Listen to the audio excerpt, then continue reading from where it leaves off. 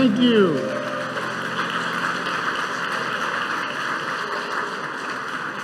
Good morning.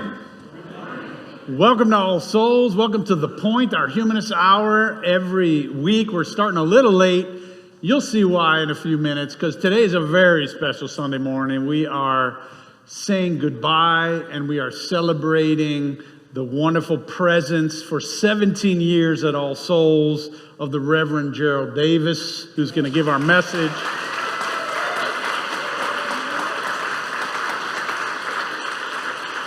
You might notice our music director emeritus is even back for this occasion. Rick Fortner. I want to welcome everyone online and around the world who love Reverend Gerald Davis and who've learned to love him over the last 17 years. We're glad you're with us as well. We just want to say to you, welcome. If you're here for the very first time at All Souls, we're so glad you came. Today's a special day, and we have a gift for you. So if you're here for the first time, if you just raise your hand a little bit, these guys on the sides, our ushers, have a gift for you, and they'll pass it down if they see your hand is raised. Welcome to all of you. While we do that, I want to let you know that I want to ask you a question. Can you envision a world of reading without limits, without censures and book bans, and without judgment? Because that is the world that the Tulsa Literary Coalition strives to create here in Tulsa. And so our offering today, a little bit later, we'll take up an offering, and it's going to go to the Tulsa Literary Coalition. Their mission is to foster curiosity and understanding through a love of reading and books. If you've been here, you know All Souls, we give away our offering every week to organizations that are doing good works in our world. It's one of the ways that we here at All Souls live our values outside of these walls. So please give generously when the baskets come around a little bit later. Also, every Sunday you can join All Souls. Today's joining is going to be happening at 12:45 following this service up in room 203. So if you're interested in learning about joining or you're ready to join All Souls, we've had a couple hundred people join All Souls over the last 18 months. It's just been wonderful, and we look forward to welcoming you into the All Souls family. This is a time of great growth in our congregation, and we're so happy because this is a time more than ever when we need one another and we need community. And then next week, I just want to invite you to come back for a very special service as well, because our own Dr. Nicole Kirk, our program minister, she was invited this year to speak at our General Assembly to thousands of Unitarian Universalists who came in from all over the country and even other parts of the world. And they met in Baltimore this year, just last week. And they met to do the business of our national association and everything. But it's a special year because it's the 200th anniversary of the founding of the American Unitarian Association. And Unitarianism began in the United States in Baltimore officially with a very important sermon that was delivered by William Ellery Channing. And so they were going back to Baltimore. It's the bicentennial, 200 years. And so they asked the foremost church historian of our association to come forward and deliver a message to help bring the history of 200 years ago up, tell us that story, but then also help us understand how similar it is and why it matters for us today. And she did an unbelievable job. And so yes.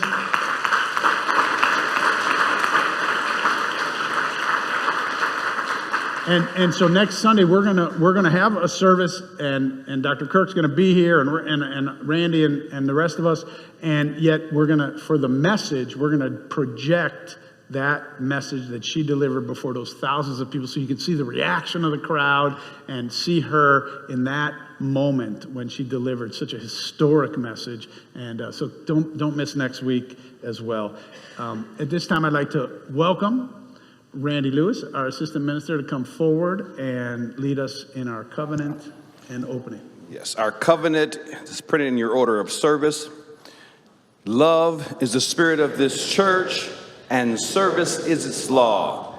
This is our great covenant, to dwell together in peace, to seek the truth in love, and to help one another. The flaming chalice is a symbol of the Unitarian Universalist tradition. the tradition to which this congregation is a member. Today, our chalice is lit by longtime member Linda Bridges. Now, Linda began attending All Souls in the 1960s with her family. She was married here right on this chancel by Reverend John Wolfe in 1976. And her children were raised in this church. Her parents' ashes rest in the memorial garden. She and her husband John traveled from rural Oklahoma to attend services here.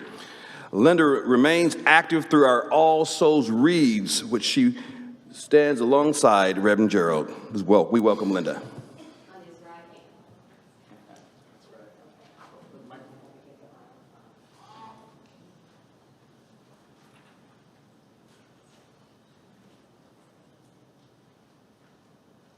We light this chalice as a symbol of the light Reverend Gerald Davis has kindled among us. We are grateful for every benediction, for the sermons that stirred us, the prayers that held us, and the hard truths spoken in love. This flame is thank you to one who has been a faithful companion on this shared and sacred path. Today, this flame is a blessing. It is our farewell, but not a conclusion, for we carry its light forward with gratitude and resolve.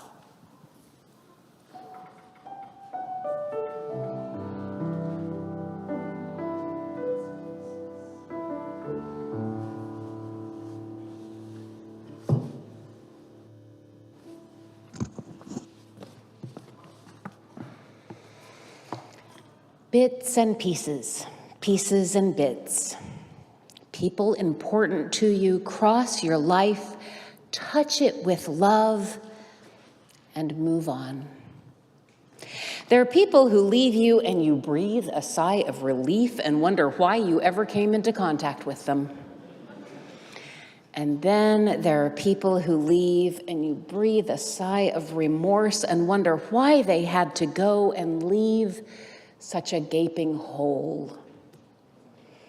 Children leave parents and friends leave friends. People grow apart. People move on. Enemies hate and move on. Friends love and move on. Think on the many who have moved into your hazy memory and look on those present and wonder. People move in and out of each other's lives, and each leaves a mark on the other. We are made up of bits and pieces of all who have ever touched our life, and we are more because of it. And each of us would be less if they had not touched us. Bits and pieces, pieces and bits. Thank you, Reverend Gerald, for touching our lives, for asking us to think and to feel, for telling us stories and sharing perspectives that we would not be privy to without your voice and your heart and your wisdom. We will try to carry on your stellar example of sharing yourself with one another and spreading those bits and pieces of understanding, of love, of courage, of justice with whomever we meet. We have a gift of a heart sculpture. This was created by Yusuf Atudier, who's a potter in our midst, a wonderful artist, and we are adding bits and pieces, threads of blessings and well wishes from each of us to you. This will be in the foyer when you leave if you would like to add a little blessing, a little good wish for Gerald. Please stop by, add a bit of string, a colorful piece to remember him, to remember you. I invite our children to come work on a similar piece. We will celebrate Reverend Gerald and thank him for all that he has given us for all of these years. Thank you very much.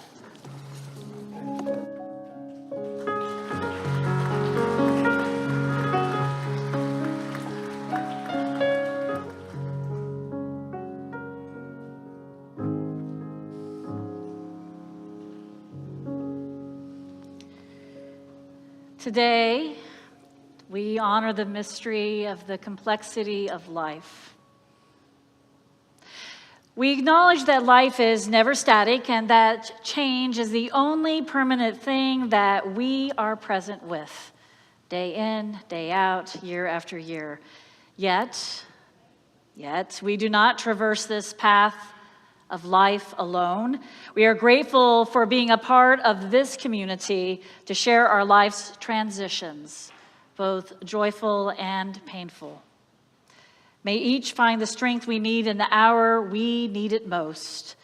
As we enter into this moment of silence, and just after I share our morning, the places where we're holding space, I want us to continue to hold each other in our thoughts and intentions. This morning, we have heartfelt condolences to the family of longtime member Dr. Sarah Newell, who passed away on Friday. We're holding space this morning for member Susie Sharp on the death of her friend Elaine. We're holding space for Terry, Kat, Peggy, and Heather as they face health challenges, surgeries, and care for loved ones. We hold in joyful gratitude Susie Ewing as she celebrates the news that she is now cancer-free.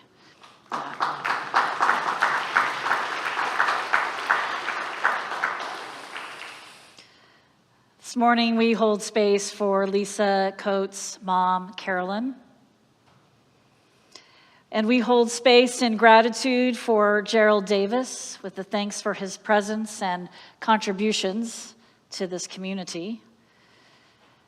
And we hold space for this country, its birthday, this July 4th, Independence Day. Let us take a moment to be still, to acknowledge our shared humanity and the quiet strength that moves among us as we share the silence before the music.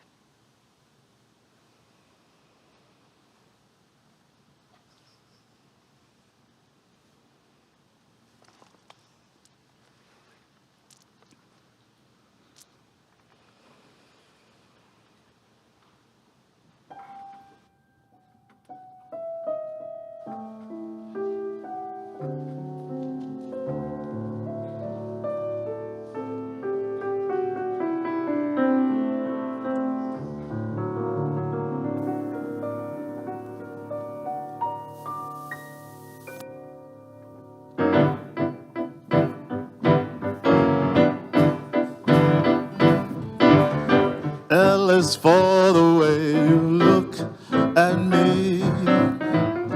O is for the only one I see. V is very, very extraordinary. And E is even more than anything that you adore. And love is all that I can give to you. Love is more than just a game for two. Two in love can make it. Take my heart, but please don't break it. Love was made for me and you.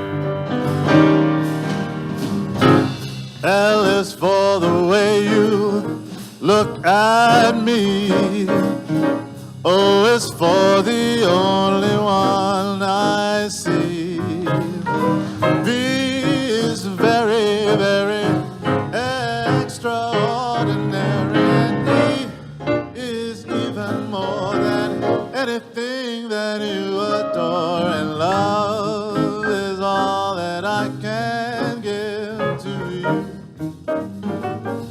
Love is more than just a game for two. True in love can make it. Take my heart, but please don't break it. Love was made for me and you. I said love was made for me and you. Oh, love was made for me and you.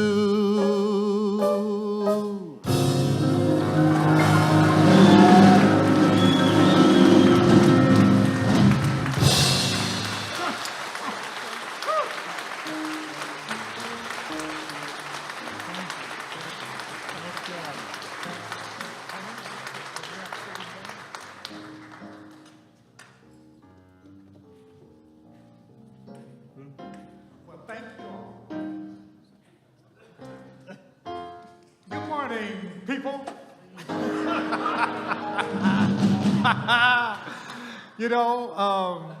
This has been a wonderful day for me. This is my goodbye swan song to everyone. I'll still be around, but I won't be always in the pulpit nor on the chancel. Maybe on your bike. Say it again. Maybe on your bike. Maybe on your bike. Maybe on my bike. Oh, you see me on the bike, huh? Down behind the throne. Yeah. Okay. Oh, that's a conversation. We'll do that later. All right. Okay. So first of all, let me tell you, I'm retiring, but I'm not sick, and I'm not ill, with some illness or something like that. It is simply the fact that it's time. Your body just lets you know that. I'm 75, and I've been 50 years in ministry in some kind of way, ministry and social work, for 50 years of those 75 years, So it's about time, and 17 here. So I'm delighted that I can say that I'm healthy right now. Although there is an issue that I have, I can't always remember words. And so I went to a neurologist because I said, I can't get that word, that kind of thing. And then he tested me. He said, well, you don't have Alzheimer's, you don't have dementia. And in fact, he did thyroid testing too, same thing. He said, you're healthy. He said, let me take a wild guess. You seem to have a lot of information in your brain. I said, yeah, I read a lot. Yes, I do have a lot of information. He said, well, you're also blind. And I said, really? He said, yeah. He said, because you don't see the visual cues that will help you in recalling a word or a story or idea. So he said, just relax. It's going to be okay. And he actually told me, I had my son with me at the time, Brooks Davis, and he said to me, as a matter of fact, something that you might do in the future is do some freestyle rapping. I said, freestyle rapping? He said, yeah, that's good because as your mind is moving real quickly. Well, it so happened that Brooks was driving me to this appointment and we were freestyling in the car. I see the tree, the tree is big and green. I see I was doing my thing.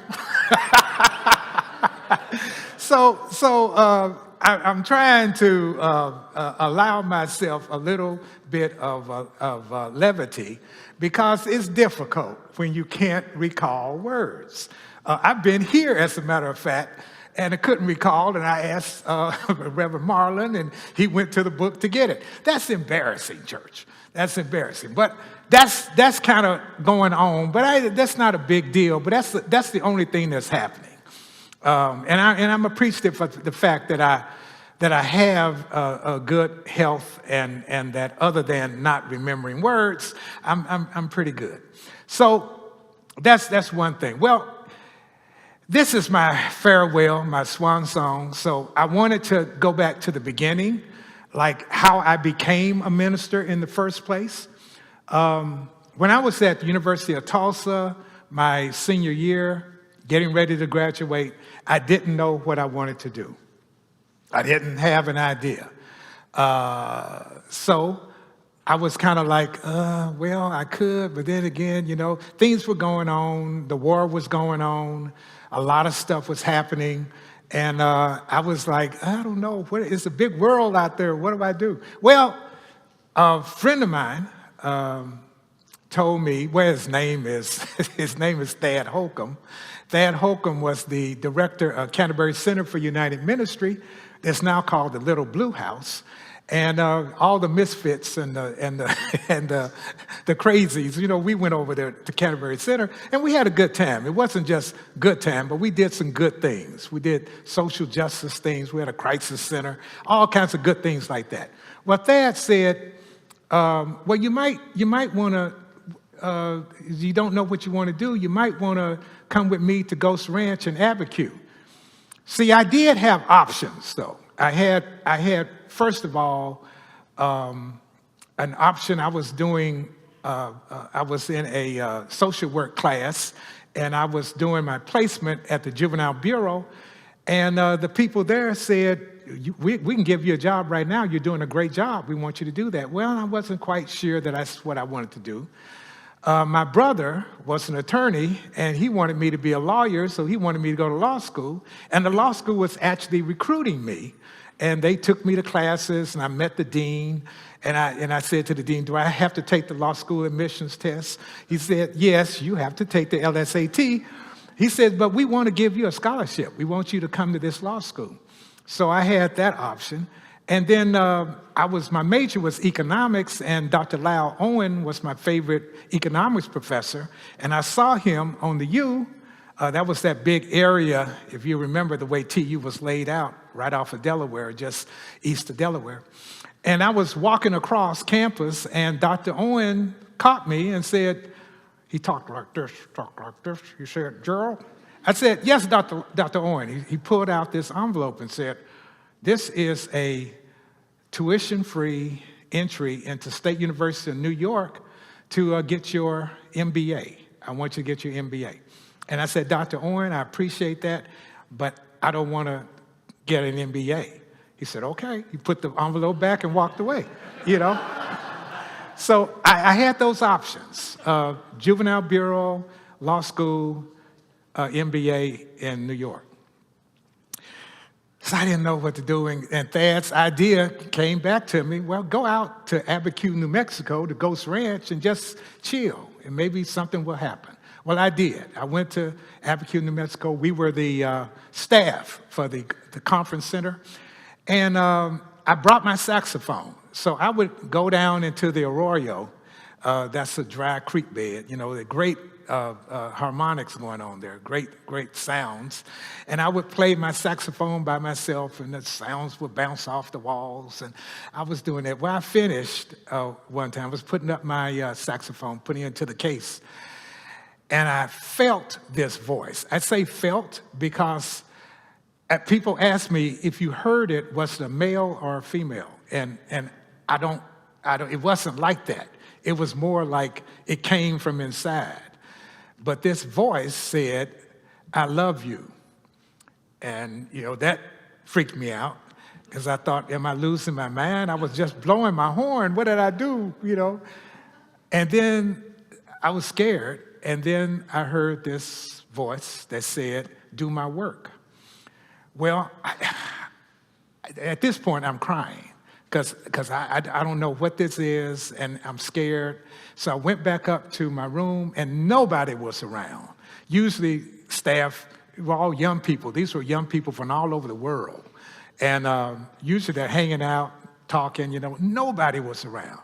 So the next day, I went to Thad Holcomb, Reverend Thad Holcomb, and I told him what had happened. He said, have you thought about seminary? Me, seminary? No, no, not seminary. No, that's not me. He said, well, you ought to think about that. And I have a friend who teaches at McCormick Seminary in Chicago. Let me call him and maybe you have a conversation. Well, we tried to get this guy for weeks, and it turned out that he was on sabbatical in Africa. So I said, okay, that's that for that. Then another student, a staff member, came to me and said, there's a guy who wants you to sit at his table. In the evening at Ghost Ranch, everybody sat at one place, whether they were the conference leaders or people who were there to learn, or the staff. We all sat together and ate and talked. So my friend said, he wants you to sit at his table. So he took me over there and pointed him out, and I went to him. And it turned out his name was Dr. David Buttrick. And Dr. Buttrick said, have a seat. And he said, I've been watching you. You're a leader. And I said, yeah, I was a drum major at University of Tulsa. I was in the student association, and I was who's who in the Barak University. And he said, oh, that's good. All of that is good. He said, but have you thought about seminary? I said, wow. So I told him the story, what had happened. And he said, okay, Chicago is a big city. I grew up in Chicago, he said. But you may be like something a little smaller, like Pittsburgh, Pennsylvania. And I said, well, okay, just send me some information about Pittsburgh Theological Seminary. So he did. We said goodbye, and that was it. So I get this special delivery, the little truck comes trundling up to Ghost Ranch.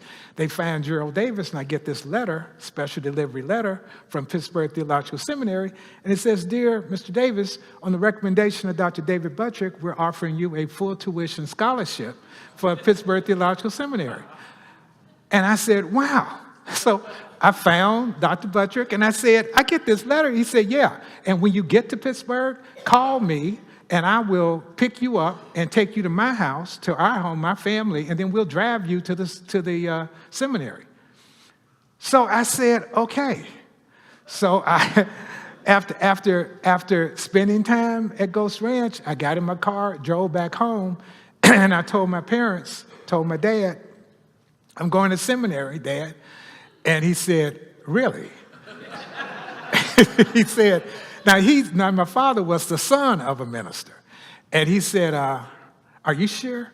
And I said, no, I'm not sure. But I mean, these things happen to me, and it's just happened. I'm going to Pittsburgh. He said, okay, now this is in Sapulpa, Oklahoma. So my dad looked at me, and he said, if you're going to be a minister, be an evangelist, because the church will break your heart. Now, he was looking at that from his view, watching his father be a minister at different places. And I said, well, Dad, I don't know if the church is going to break my heart, but I'm going to find out. I'm going to seminary. He said, well, good luck. And I drove to Pittsburgh. And in those days, there were telephone booths. And I drove into the main area of Pittsburgh, went to the bus station, found a telephone booth, and I called David Buttrick. He came down, got me, and I followed him to his home, and I spent the night at his home. The next day, we drove to the seminary. He introduced me to people. They found a place for me to stay, and there you go. I said, wow, that was fast. All of a sudden, it happened. Well, church, people,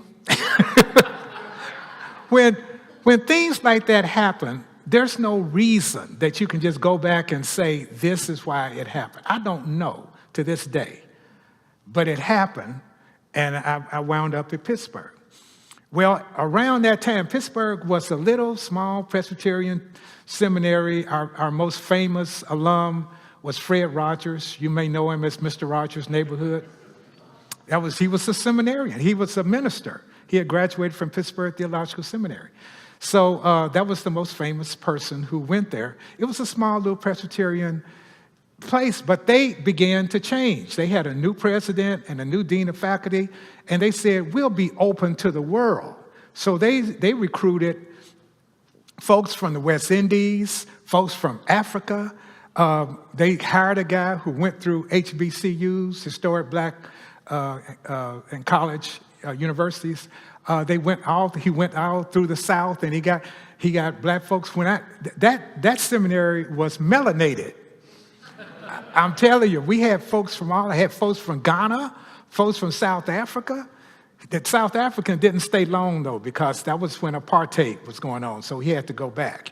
And he told me, I used to have Wednesdays, I would have lunch with him, and his name was Adamson. And he says, when I go back, they're going to kill me. And I said, what? He said, that's the way it is, and it's okay, because I will die fighting for freedom. And Adamson, I never left that in my heart, what he said. He knew he was going to die, going back to South Africa, because they were going to fight, not with guns, but just protests. But he knew he was going to die, but it was okay, because he knew what he was fighting for. Well, I'm telling you all this because all of this stuff came down on me, and I soaked it in. I mean, I was right there learning what it meant to really know and be a seminarian. Well, there was a plant in Pittsburgh called Western Electric where they built telephones. You all don't know what telephones are, but it used to be they had to build the telephone case, and you pick up the phone and dial, that kind of thing. Rotary dial, okay. So they built these things in Pittsburgh. Well, Pittsburgh, the black workers at this Western Electric company did a wildcat strike because they were not hiring black people and they did not promote black people. So all the black folks there left, and they had their picket signs and they went on strike. Well, the seminary adopted those folk, and we provided food, money, clothing, support. We were right there with them in the newspaper. We were walking with them, striking with them, because it was about justice. And that was the thing we were headed for. That's what our seminary was about. We were bringing people from all over the world. And of course, we didn't let something like that stop us. So the people were who were picketing were very appreciative of us seminarians doing this. And so they said, on Sunday, will you preach a sermon? And they asked the folks, and they all turned to me. I don't know why. I'm brand new. But they turned to Reverend Gerald, probably because I had a mouth, I was always talking. So they said, okay, you get to preach. Well, I had never preached in my life. I had never made a sermon. I had not taken homiletics yet. I didn't know how to construct a sermon. I didn't know anything except they all chose me and said, Gerald, you preach it. So on the sidewalk of Western Electric plant, I preached my first sermon. I don't know what I said. I was shaking. I know that. I was shaking. And I preached, but the people appreciated that, and that kind of started me going. I started realizing, yes, I can. I may not know like some of these other folks know, but I know what's in my heart. And my heart says justice is most important. That is what you have to have. So that began my sojourn, so to speak.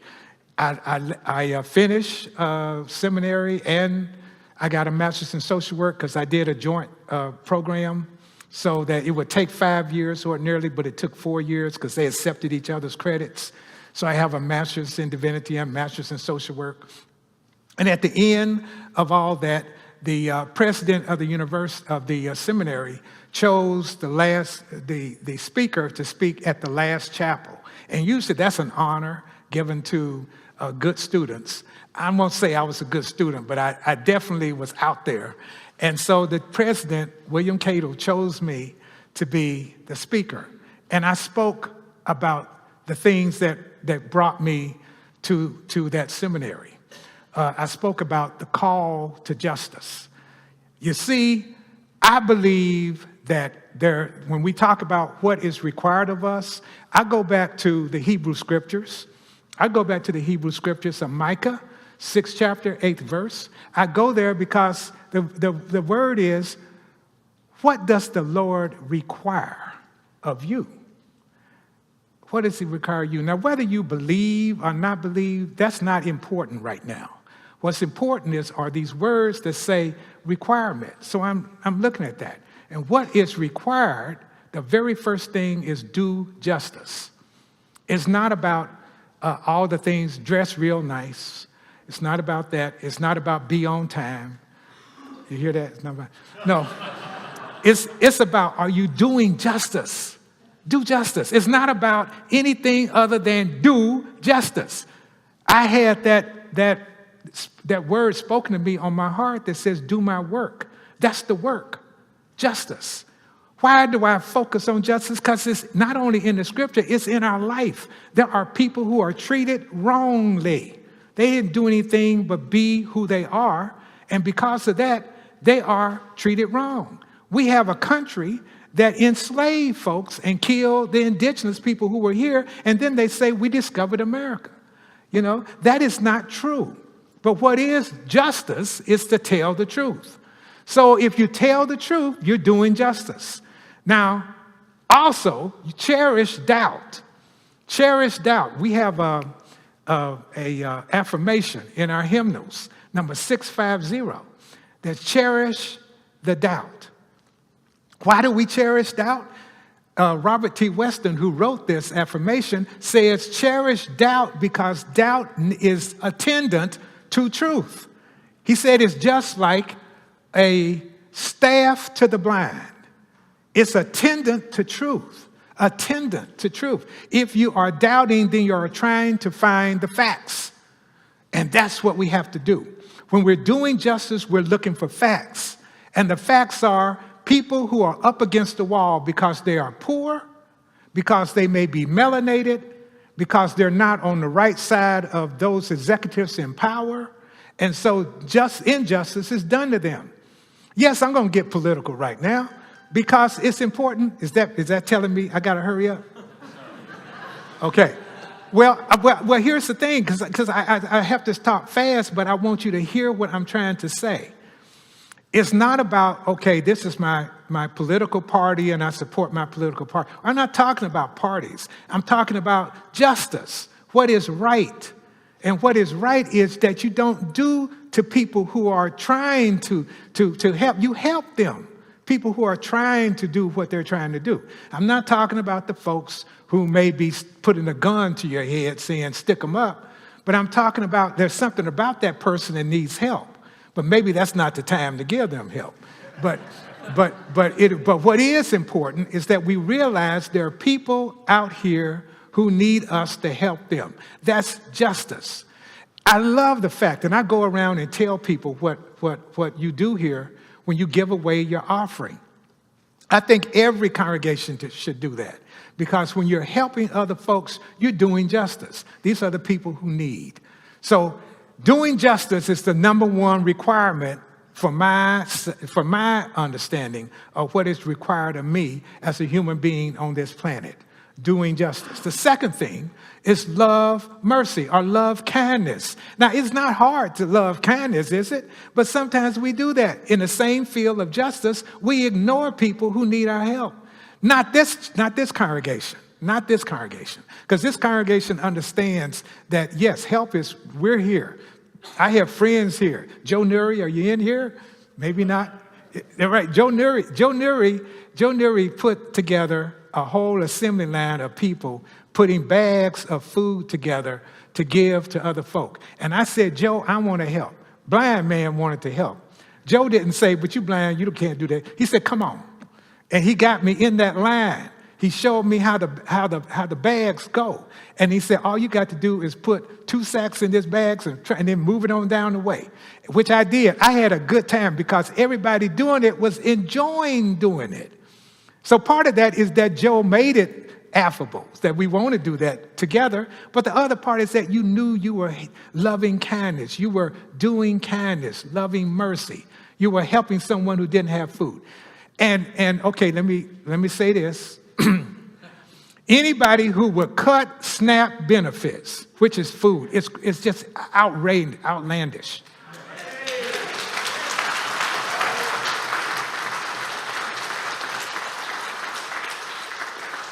I worked for many years at Oklahoma Department of Human Services as a county director, helping people who needed SNAP benefits.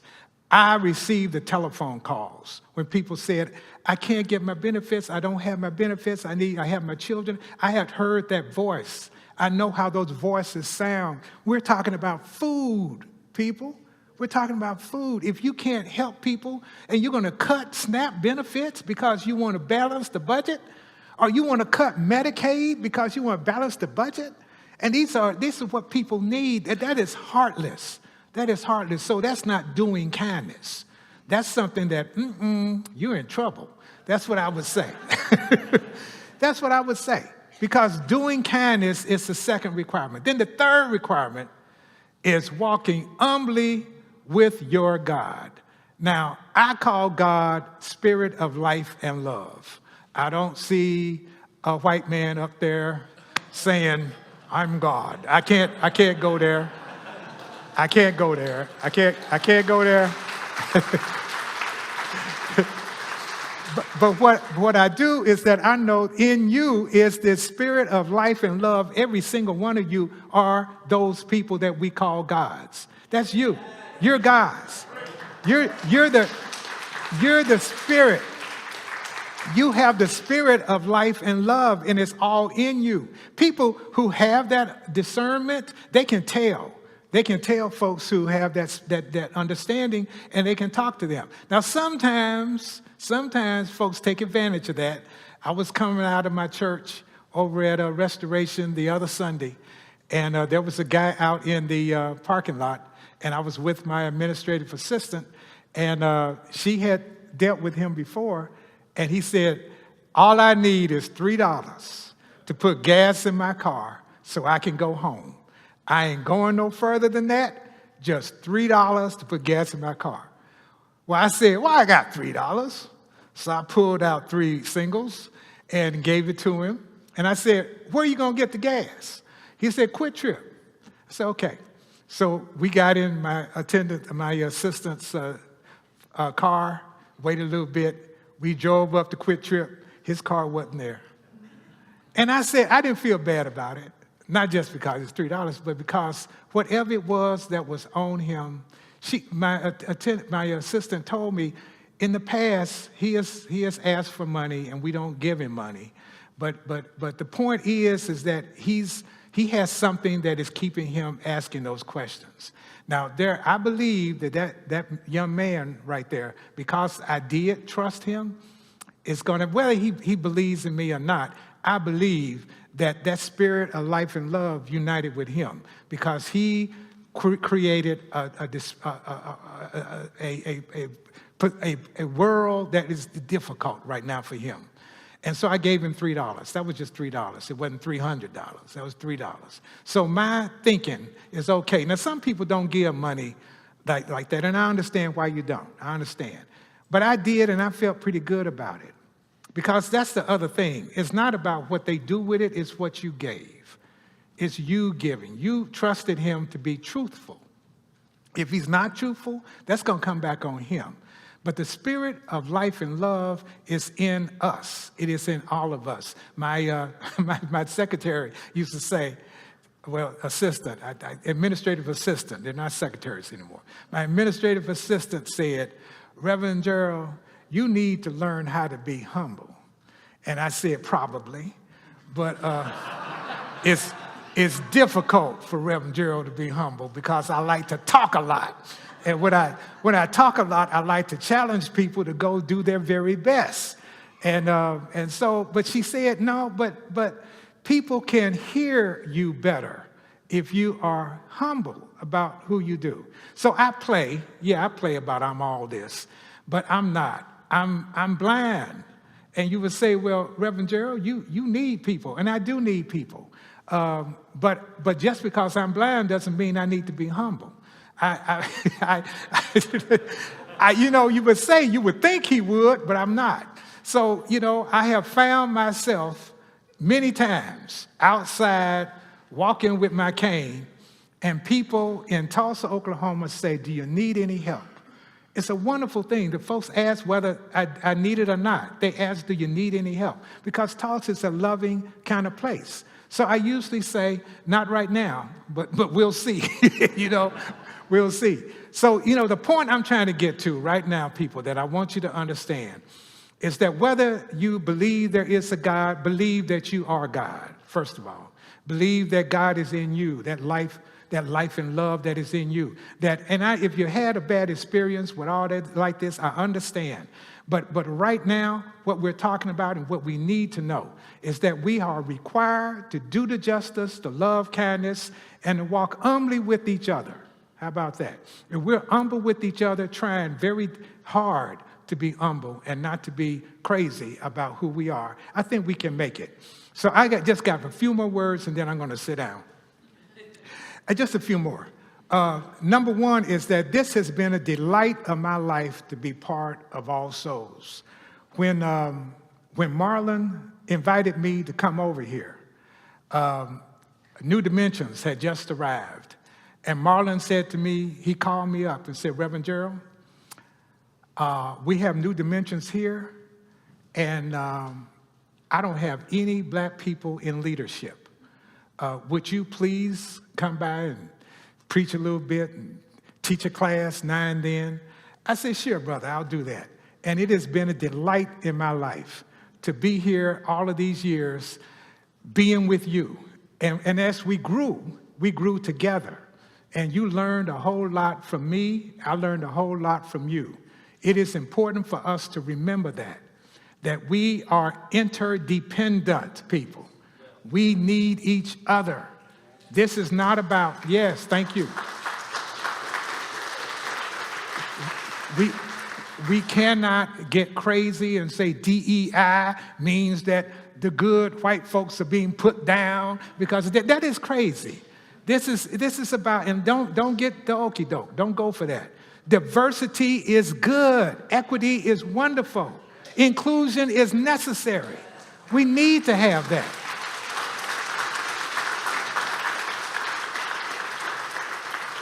And isn't it fun when you're around people who are different? Isn't it great? Because you learn so much.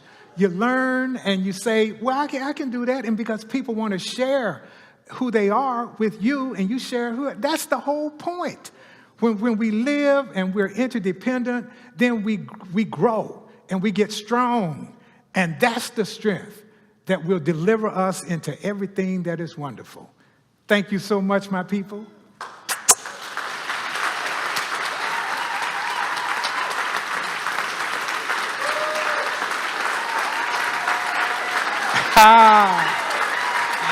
Yeah.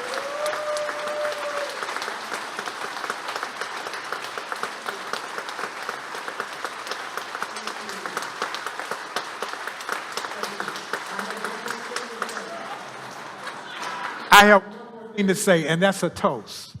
I toast to you. Here's to life, here's to love, and here's to you. I say. One more step down. There we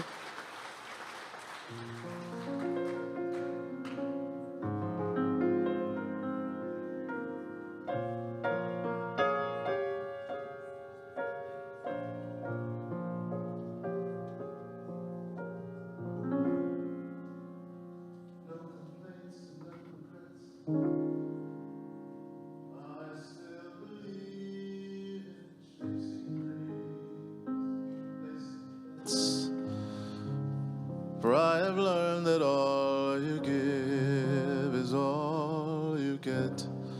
So give it all you've got.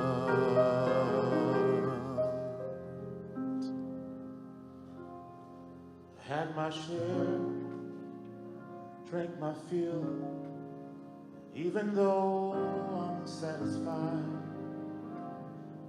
I'm hungry still to see what's down another road. Beyond the hill, do it all again. So here's to life and every joy it brings. So here's to life for dreamers and their dreams.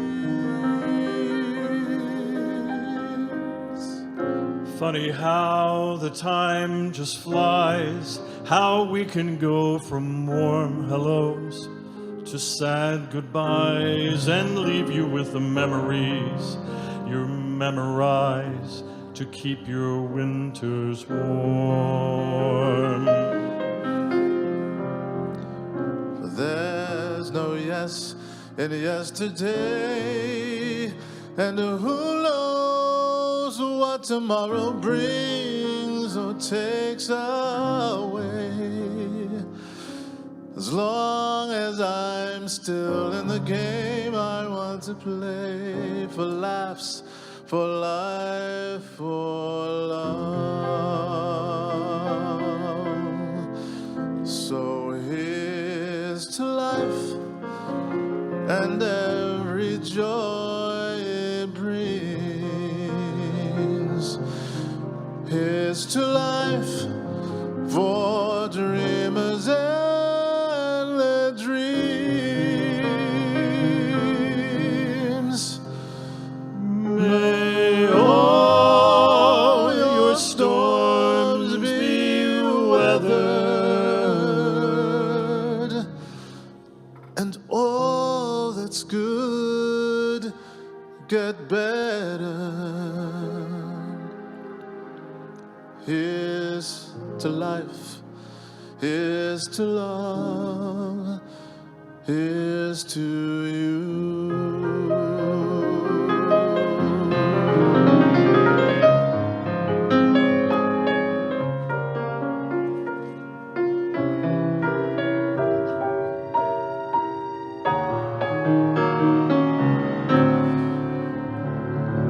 May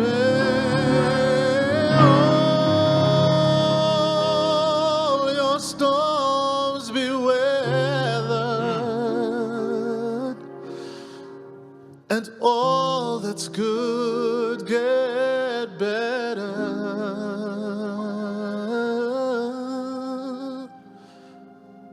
So here's to life, here's to love, here's to you.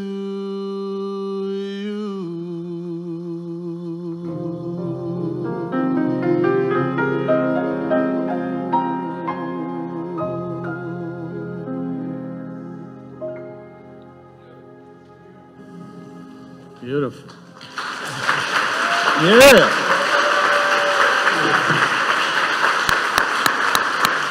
Beautiful.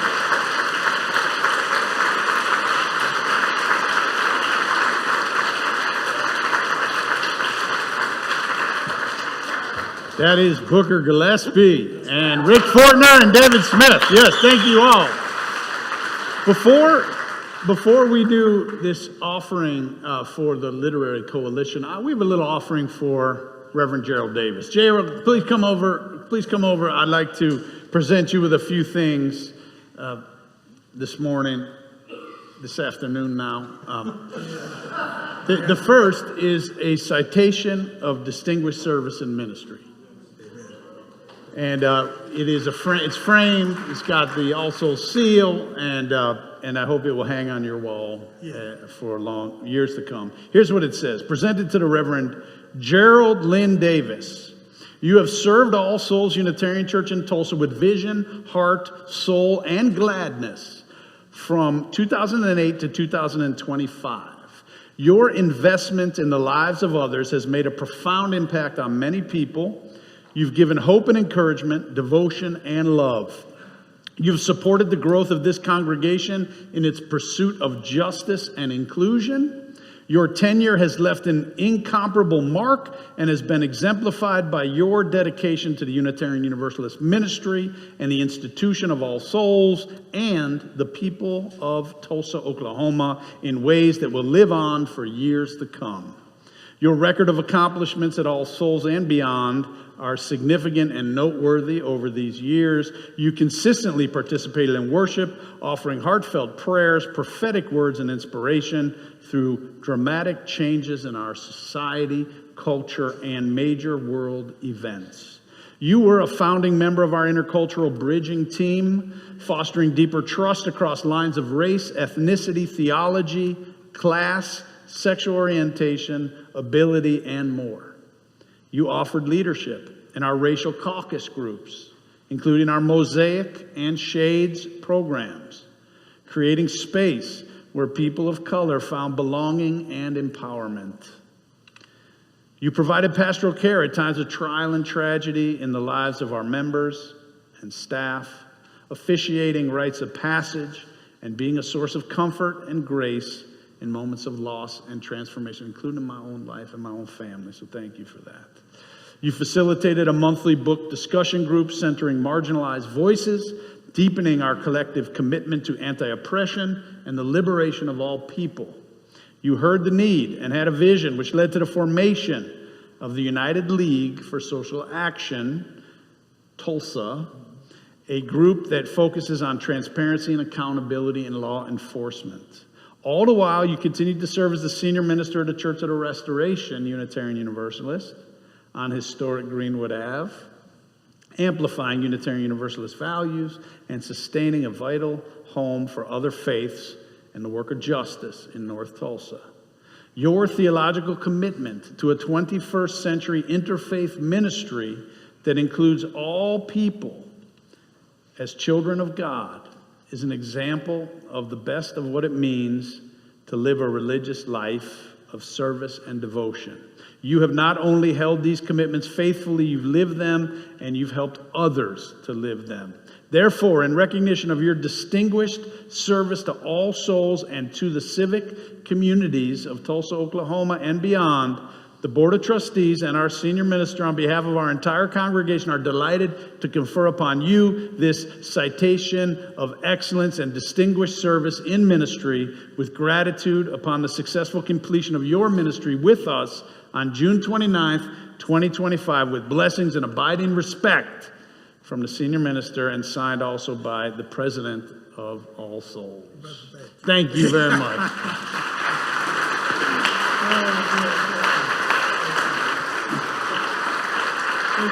You know, when I called, you said yes. And a lot of people don't remember that when Bishop Carlton Pearson and his wife Gina and his father and his mother and his family, his two children, joined All Souls in 2009, he didn't preach for a year. He later became a minister on our staff, but that first year he said, I've been preaching all my life since I was 5 years old. I need a break. And he sat right there with his family in the pews, enrolled his children in Sunday school for a full year. And I said, I need your help, Reverend Gerald. We're going to be preaching to Bishop Carlton Pearson and his family. And you came and you helped, and it's been a beautiful thing. I have a small vase that I presented to you in the last service. I want you to just take it again in your hand and just feel that, because for those who weren't here before, this is a vase, you know, the vase in our painting out there that represents our congregation. The vase represents something that holds all of us in our diversity, each of us, and also fills us with the spirit of life and love. And so we want you to have this vase. And this vase was created by a local potter, Sanders DeMello, who is a ceramic artist who is starting to go blind. And many of us witnessed you going through the process of losing your sight over these years. And as she's losing her sight, she started to incorporate Braille into her pottery and her ceramics. And she says, it's meditative Braille ceramics. And she says, I'm encouraging healing and creating space for everyone. And so that's what you've done here. The Braille words on there, 3 words, are kind, fierce, and brave, which represent you, my friends. Put this little stick. You are kind, fierce, and brave. So take that with you and remember us. Also, I want to say that we have, this was something that Shannon Boston, our religious exploration director, thought of. We are dedicating a section of the Sonnen Library out there that will henceforth and forevermore be the Reverend Gerald Davis Voices of Liberation collection, established in 2025. We'll have all the books that you have taught over the years, and we will continue for generations to come to build that collection for liberation and justice in your name. That's beautiful. Please accept these tokens of our appreciation for your amazing time and ministry with us over these many years. You know, I am humbled and I appreciate what you have done. But I got to say, glory, hallelujah. Thank you, brother. Let me give you a hug. And now, I don't know if is Joy Davis with us? Oh, there you are, Joy. Please come on up, because none of this would have been possible without her being by your side through all this, by our side through all of this. So we brought you some flowers to just some beauty, because you brought such beauty and love to us. Thank you for everything that you've done as well. It's really,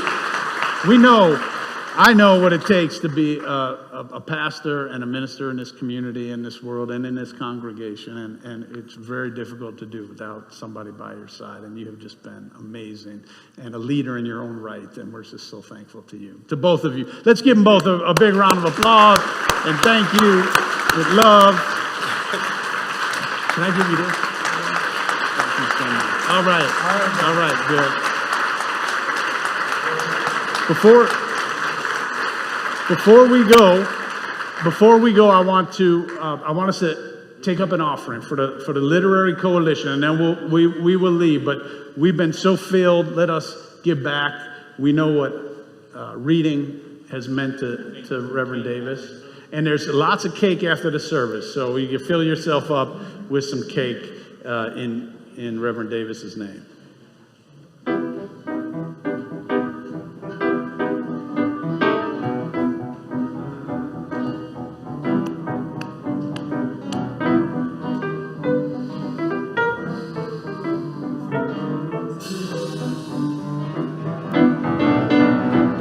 That thing, if it ain't got that swing, do-ah. Don't mean a thing, all you gotta do is swing. Do-ah. Makes no difference if it's sweet or hot. Just give that rhythm everything you've got. Oh, it don't mean a thing if it ain't got that swing. Do-ah.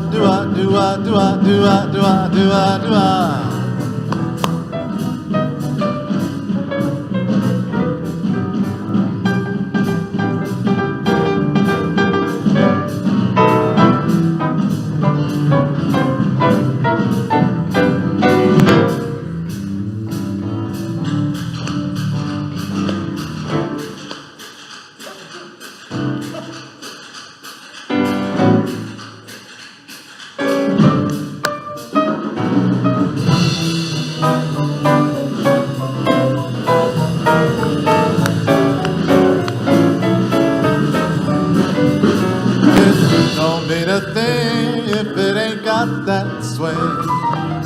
Do-ah. Don't mean a thing, all you gotta do is sing. Do-ah. Makes no difference if it's sweet or hot. Give that rhythm everything you've got. It don't mean a thing if it ain't got that swing. 1, 2, 3, go.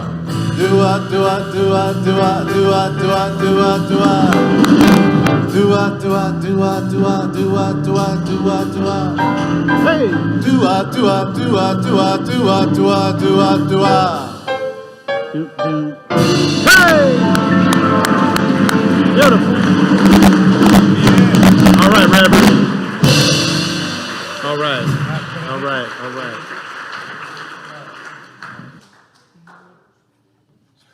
All right, and now, may the melody of our worship, the harmony of our coming together, and the rhythm of our goodbyes make music our living, that we may go from this place and lead full lives with melody, with harmony, and with rhythm, and return to sing our songs and tell our stories. And the church was heard to say, Amen.